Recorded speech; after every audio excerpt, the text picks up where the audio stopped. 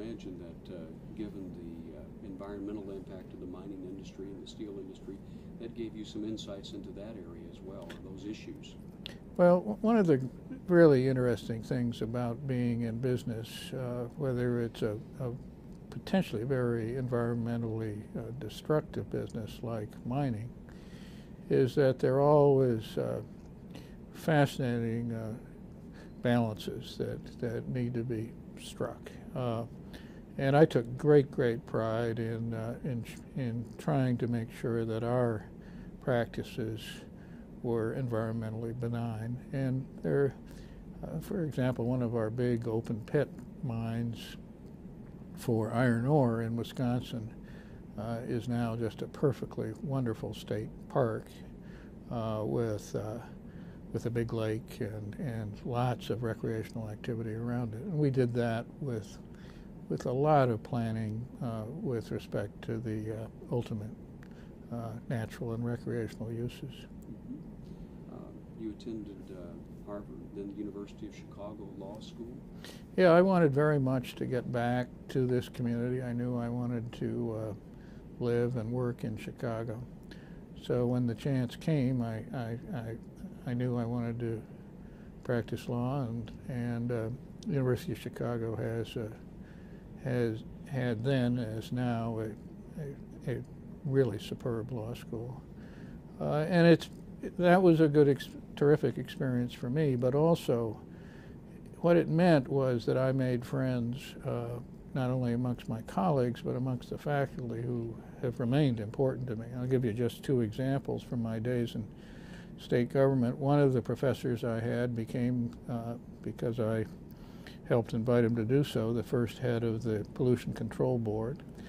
Set it up, wrote, with my involvement, the first environmental protection laws in the state. Very significant achievement he made, and wonderful 4 years, he says, for his life. That was a man named David Curry. And then another professor actually helped provide the basic arguments for supporting and winning judicial approval of the state income tax by doing a lot of research on the Constitution of 1870. So those are two connections that I made that I think have been not only very personally rewarding, but important, frankly, in the history of the state.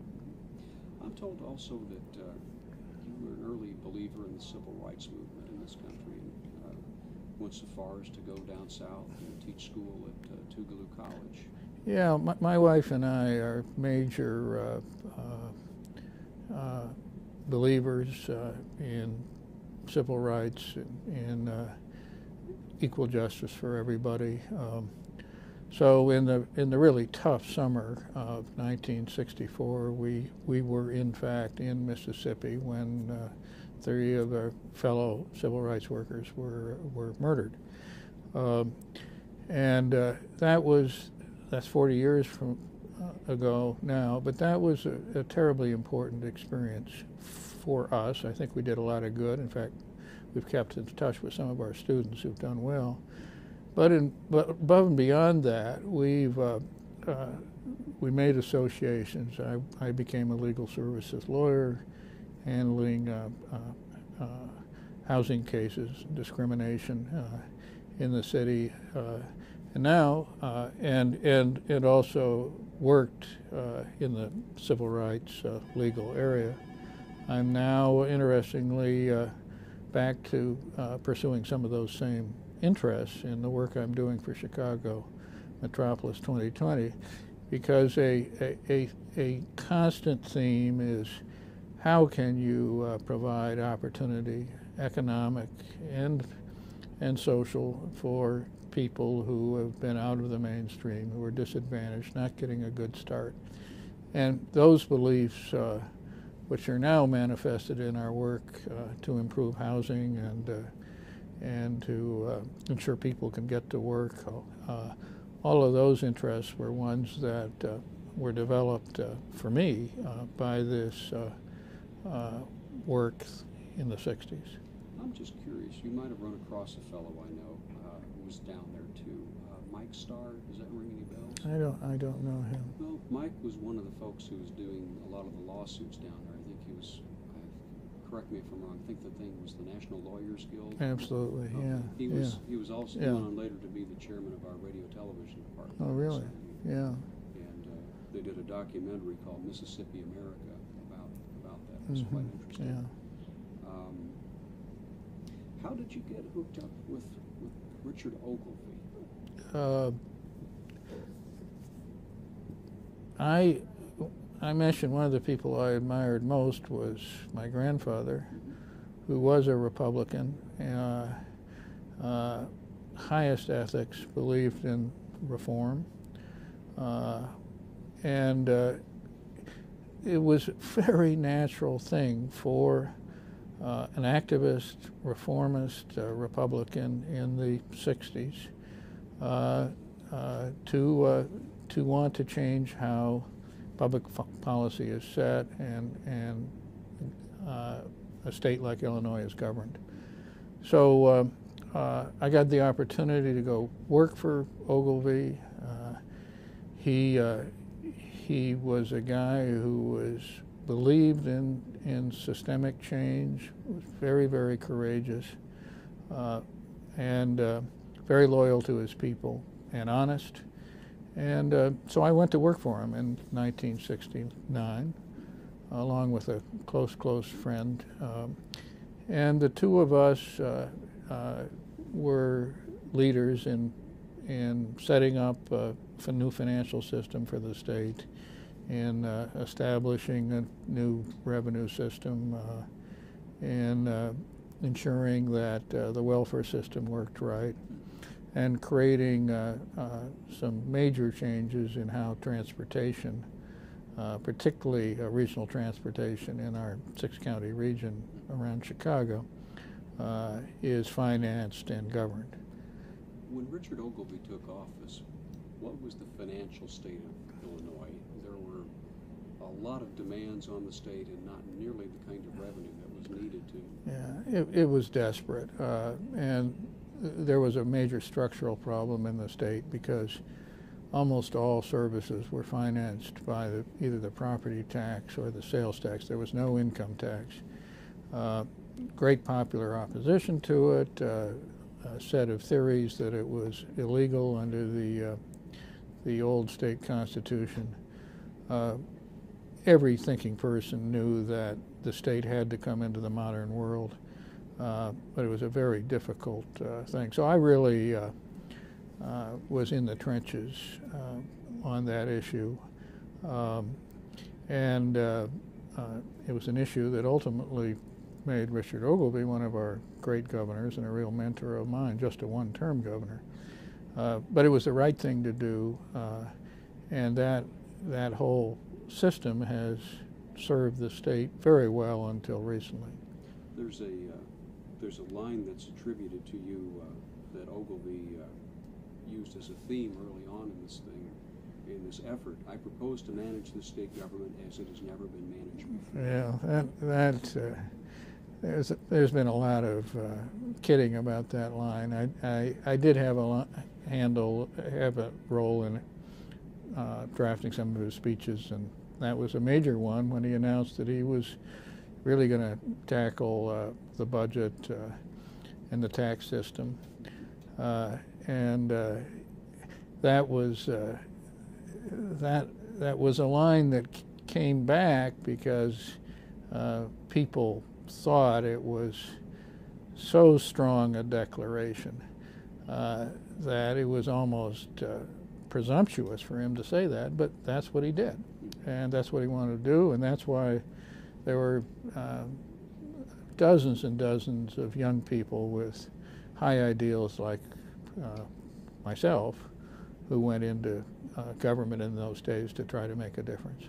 Well, I've run across some of them over the years, like Ron Michelson, who was with the State Elections Board and Yeah. the like. It's a very, John McCarter is the person I went down there with. Jerry Marsh, who died last year, was an exemplary public servant. There were Paula Wolf, who's now working with me here on the Metropolis project. Wonderful, wonderful, very competent people.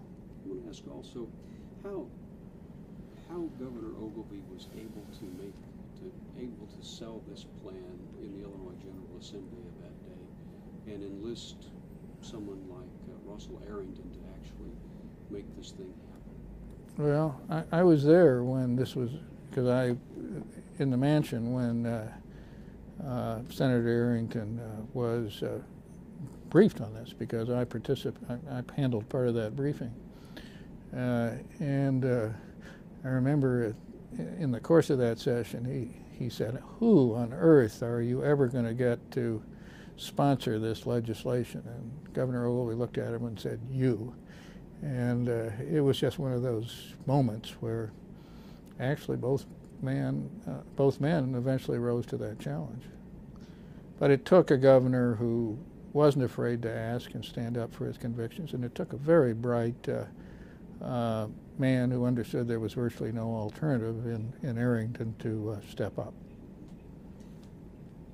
Governor Ogilvie and that administration is basically what many people see as the line of demarcation for what is considered modern Illinois state government.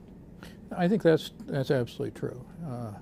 There were excellent governors before, but this became a different time.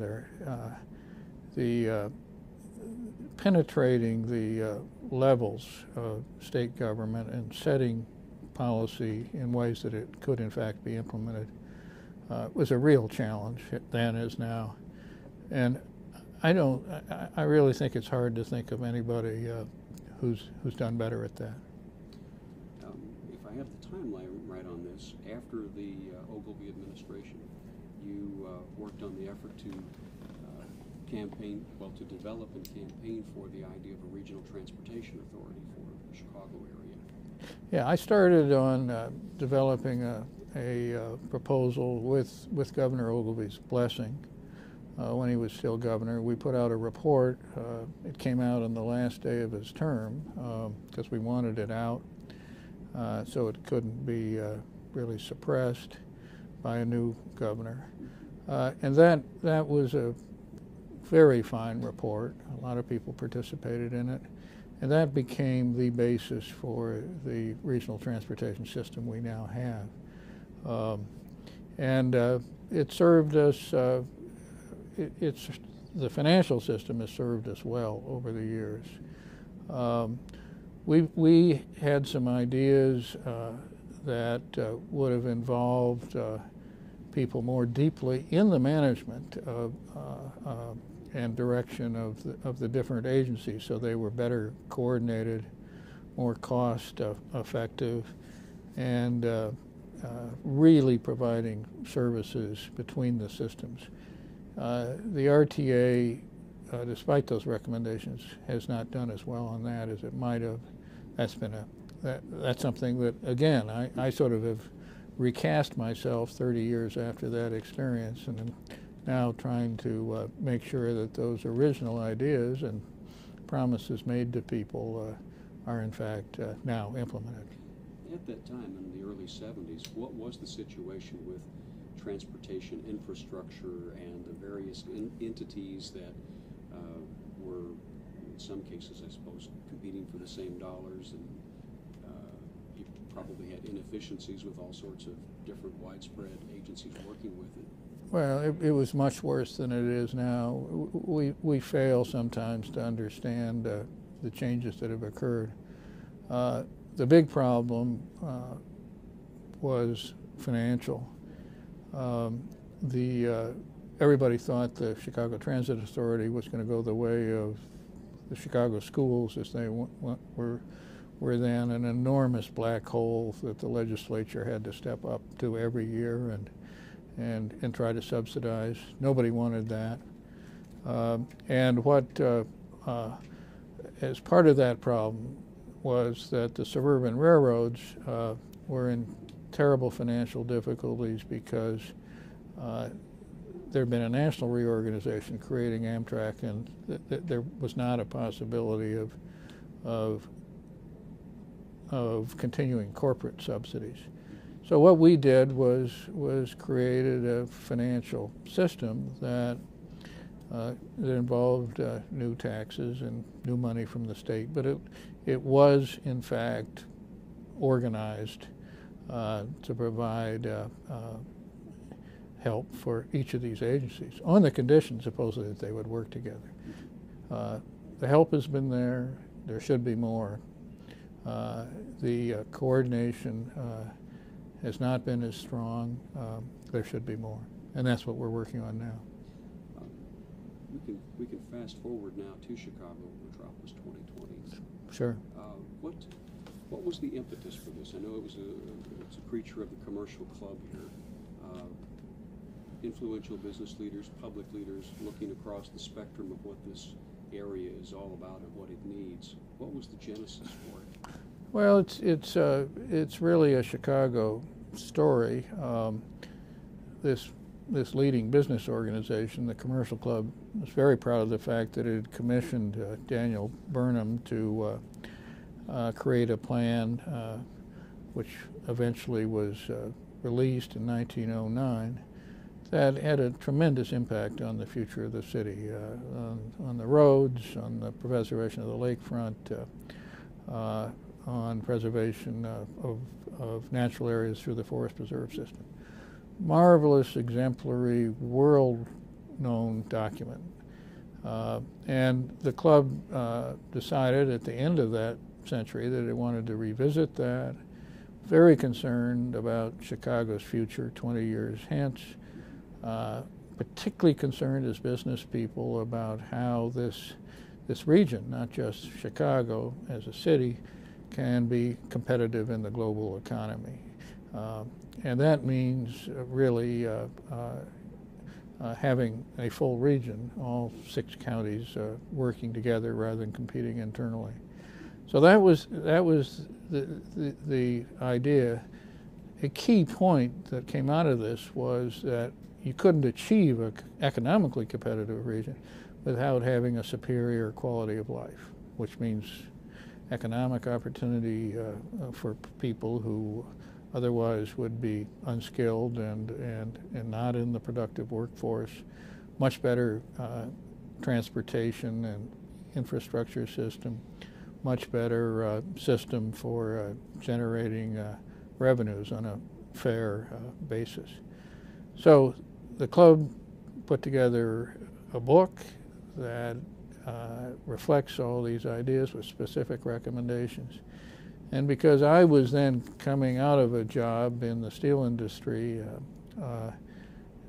I was asked by some of the leaders in the business community, who I knew well because I'd worked with, to take the lead on this. And I said I would do it, and we would try, in fact, to reinvent Burnham's influence, if you will.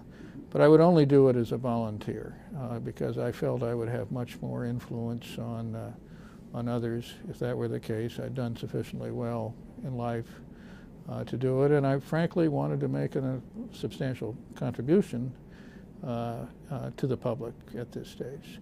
So that's how it all began, and we've made very significant progress in the last 4 or 5 years. What are some of the key elements you can point to as successes? Well, the first big one was a major program for transportation, one of my great interests, where we were able to put together a bonding program through the legislature that generated $4 billion for new roads and $4 billion for transit improvements. Illinois First. Illinois First. That was the first major such initiative in almost a decade. Terribly important, and it's provided a base now for some of the ideas that we're pursuing. One of the major ones we're pursuing now is the need for better planning for how we spend money over the next 20 or 30 years, particularly in transportation, but in others. And our view is we ought to prevent problems rather than try to solve them afterwards. A big example of that is in transportation. If we follow some of the ideas that we have put out in our reports, we can in fact not increase congestion. We will, in fact, every man, woman, and child in this region will be spending 4 full work weeks more in cars if we don't make changes. Under the ideas we put out, with equivalent investment or less, we can actually improve the situation from what it is now. So that's a major issue. We feel that you have to integrate development with transportation. You have to have plans to do that.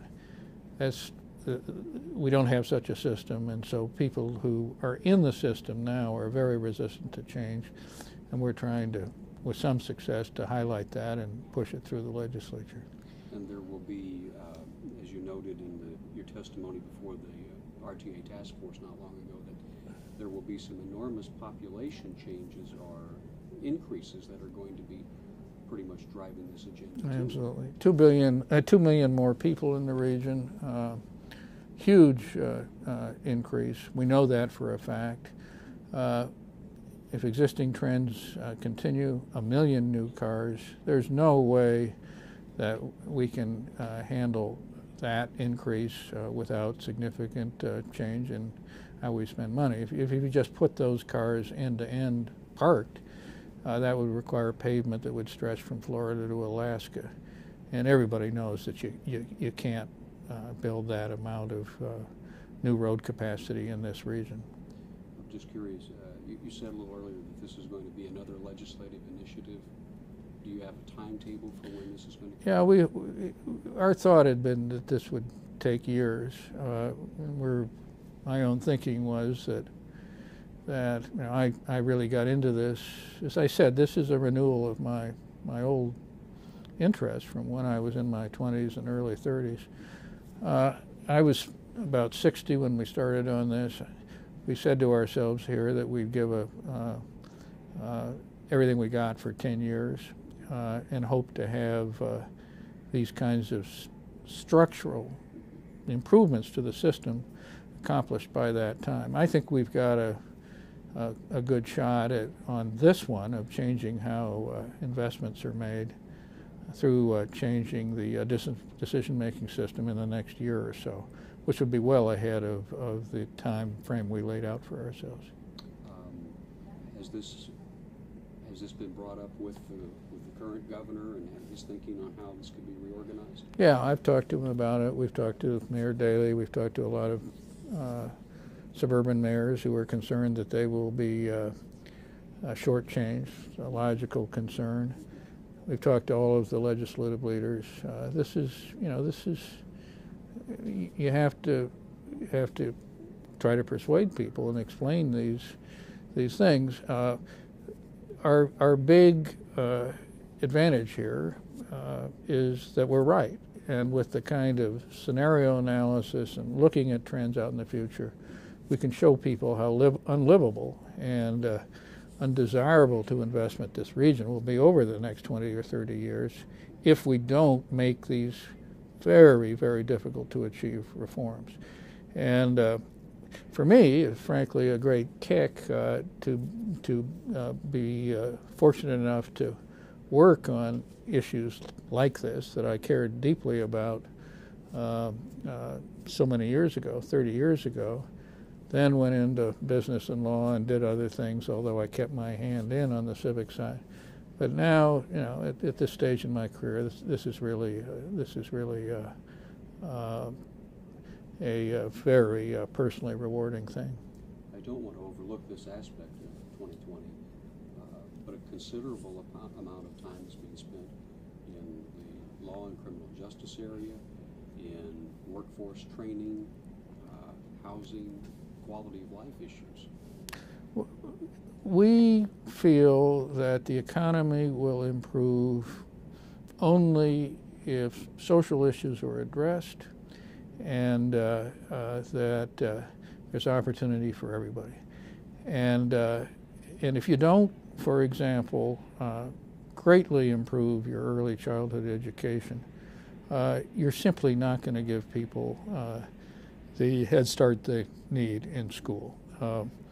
So we see that as the most highly leveraged way to spend money on education, and we have strong, strong business support for that. Ditto on the issues relating to crime and justice. This is crazy to have 40,000 people jailed every year, 40,000 people released, having more than 50% of those people back incarcerated after 3 years and out of the productive workforce for most of their lives. We have to break that cycle. It's important to business, and it's important as a matter of equity for these people. And what Metropolis has been able to do is to get people like me who have had careers that enable them to volunteer over 50% of their time to issues like this, to take on leadership in these issues. And my job has been to help set strategy, help support them, work with them, and frankly, having based who are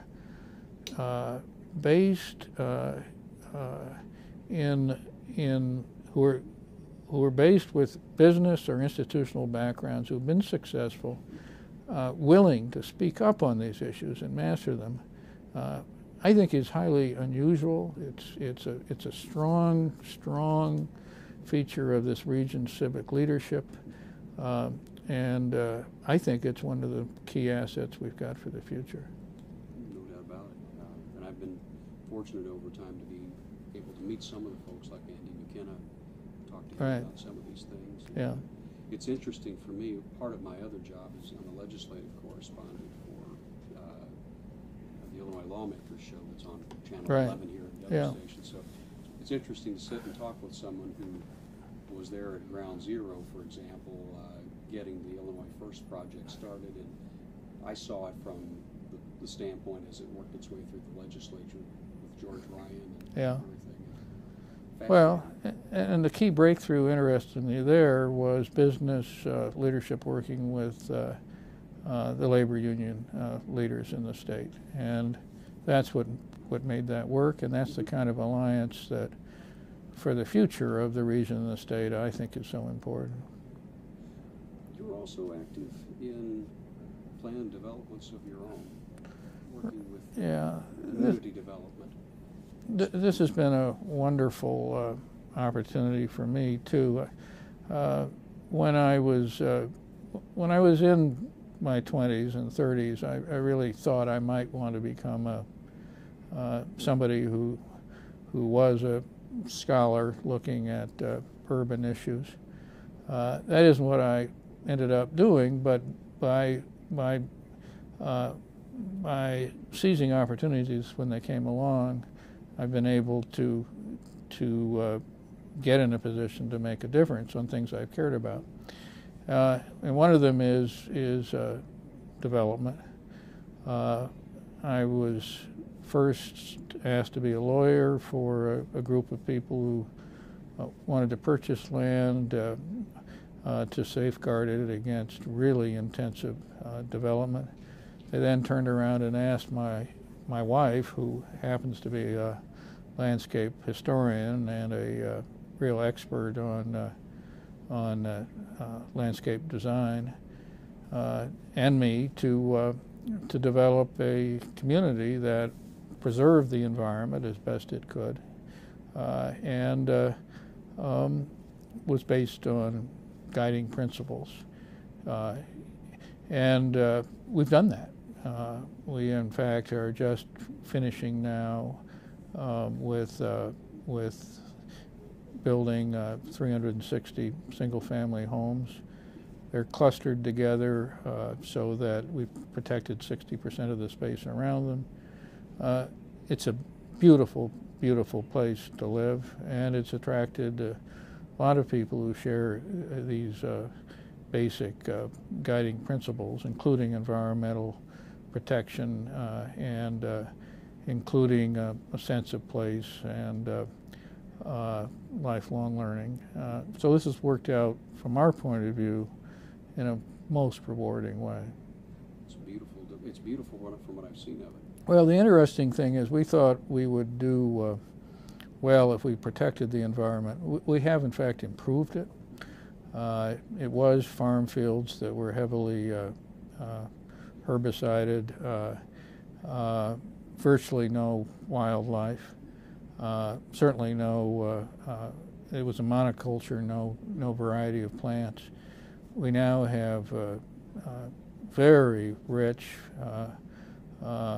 species diversity. We have a dozen types of ducks coming through because we have a very pristine lake, because we were able to clean the water through prairies and wetlands before it gets into the lake. So this by getting the design right and really paying attention over a 10+ year period, we think we've actually done better than we might have expected on a lot of those ideals. Do you have in mind any future challenges that you want to take on? Well, we are, this is a huge ambition that we have to make good on the implementation of the Metropolis recommendations from the Commercial Club. I just can't tell you how difficult that will be. Only 20% of the Burnham Plan was ever implemented. We want to do better than that. So I see this for the next stage of my life, when I'm still able to do things with a lot of energy, as terribly important. We're finishing off on the single-family portion of Prairie Crossing. We have the opportunity to do some additional development of a different nature around 2 train stations. We've been able to get located there. That could be, that's a real opportunity, interestingly, to implement some of the Metropolis ideas. So all of this is interrelated. All of this actually goes back to these ideas and ideals that I and others like me had all these years ago. So, I mean, here we are trying to build on the Burnham Plan and reinvent, in fact, those ideas for this time and age. I would say the same thing about a number of people like me. Highly idealistic, very interested in reform early on. Chicago and the state has enabled us to stay involved. And now here we are able to devote more time and energy and leadership to these same issues below these many years later. That's got to be a good feeling. It is a good feeling, and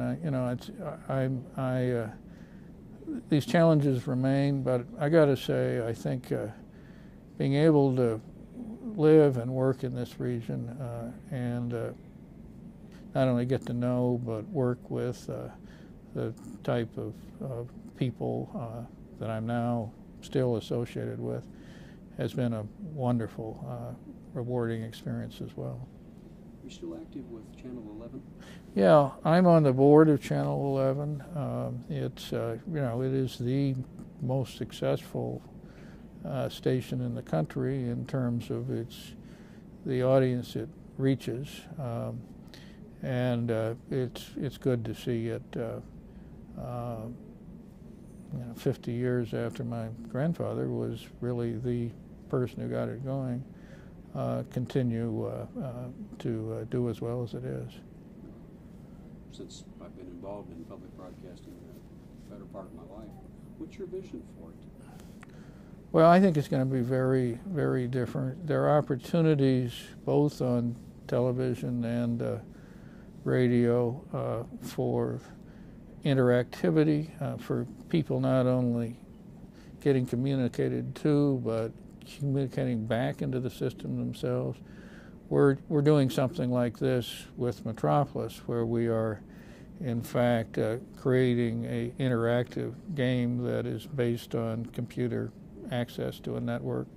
And it's a whole new way of communicating that has obviously developed in the last 10, 15, 20 years. I'd like to see, obviously, our project, which is meant to be accessible and used by the general public, succeed. I would love to see the television stations do more of that, and I think they will have the opportunity.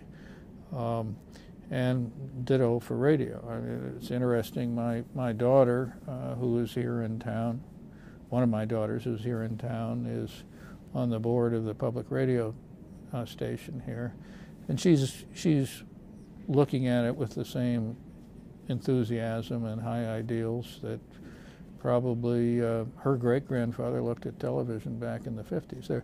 There's enormous opportunity for change, and particularly in how people get involved with information and feel they can make a difference in the public process through, I think, public television and radio. Very, very true. Outreach is one of our key components as we go about things in our stations. Yeah, and it's key to what we're doing with Metropolis. I've just come from a speech, the opening plenary speech to a group from around the country who are interested in new urban ideas. And the thrust of the speech, which seemed to be very well received by, over 1,000 people, was that traditional ideas still have tremendous importance. Community design, a reliance on the 380 transit stations we have in this region. It's wonderful. Nobody's paid attention to them in a particular way for 50 years in terms of how they might be developed. But we have here assets that are spectacular. The question is, how do you move those assets into a new new period of implementation and leverage? I think that's true in communications, and that's true of the opportunities for Metropolis. It's true for new developments like Prairie Crossing, and they're all related in my mind. That's a theme I try to reinforce all the time. They're all interrelated.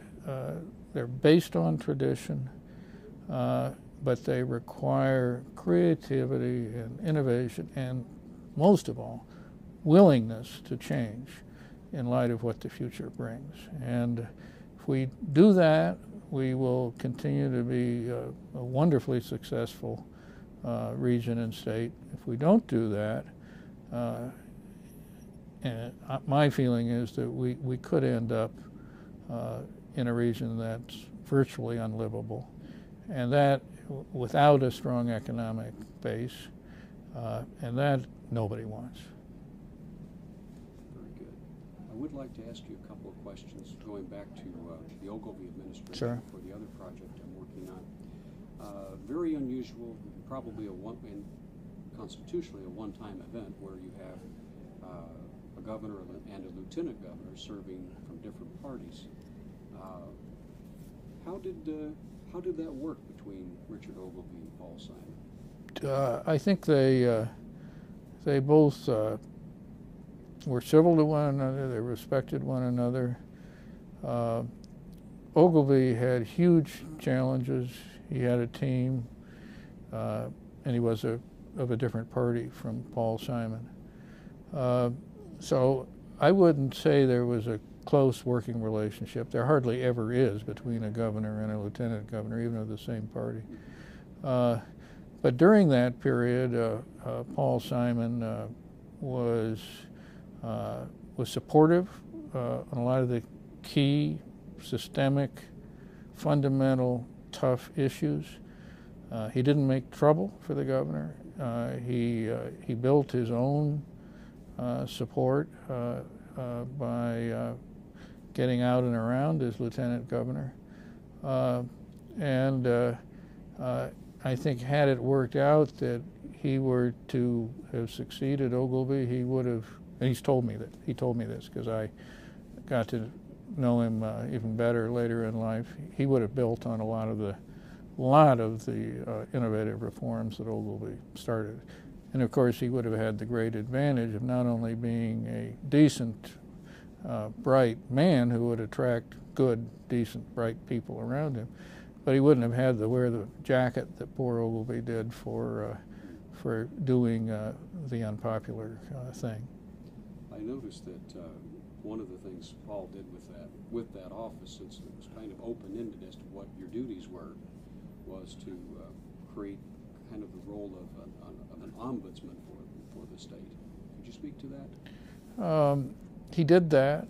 He saw himself as a person who could meet with people and bring ideas and concerns forward. I think he did that responsibly. There wasn't any showboating about it. And it's an important function. Frankly, it wasn't central to what the Ogilvy administration was doing.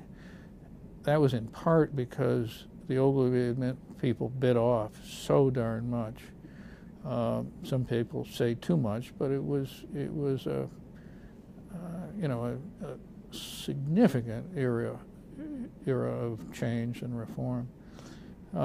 So there were so many people mad at change that even if Paul brought in complaints, they were part of a chorus of concerns from people who were really concerned that these changes would affect them adversely. You said that Paul didn't make trouble for the governor. There were opportunities when the governor was out of state. I know that there was pressure on Paul to do some funny business with some legislation or some appointments and things, but he refused to do that. He could have done that, and I remember early on we worried about that because there is a history of when a governor traveled to the lieutenant governor issuing an executive order, undoing something that he had done. That really, to my memory, didn't occur. But let me say we were concerned about that early on. I understand from reading up on it that he also managed to put, was it Cecil Partee in as the first African-American governor while Governor Ogilvy was out of state, and Paul went to a ball game or something, or went out of state himself, and that left Partee third in line or something like that? I don't remember that. That's probably right, and it sounds like the kind of thing that Paul Simon would get a kick out of. One of the interesting things about this whole era was that some of the strongest support for these reforms, particularly the unpopular ones that Ogilvy was promoting, came across the line and came from African Americans who understood the importance of really improving the revenue system so that there was money to continue and improve significant state programs, including welfare and children and family services, and who were quite willing to work with a reform governor. And I was part of that because I lived in the south side of Chicago and knew many of them, it was a remarkable era from that point of view. Sure sounds like it. It's been fascinating talking with you about that. And Taylor, of course, has been very good in keeping me up to date on this. And I really enjoyed his book on Ogilvy. Yeah, it was a fine book, and I think that's where you picked up the thing about in an unguarded moment, I or somebody told him that Ogilvy hadn't written that line himself, but somebody had helped him on it. It doesn't hurt to. Yeah. Taylor and I went back over and kind of rebriefed ourselves the other day. He was kind enough to do that. Well, you asked about people who had an enormous impact on me, and no question, Ogilvy was, as our leader when he was governor. I worked closely with him after that on a number of civic reform issues. I think one of the nice things about the Lincoln Laureate Prize and tradition is that it is an opportunity to recognize people who can be exemplary for others. Both Ogilvy and Edward Ryerson were in fact honored that way.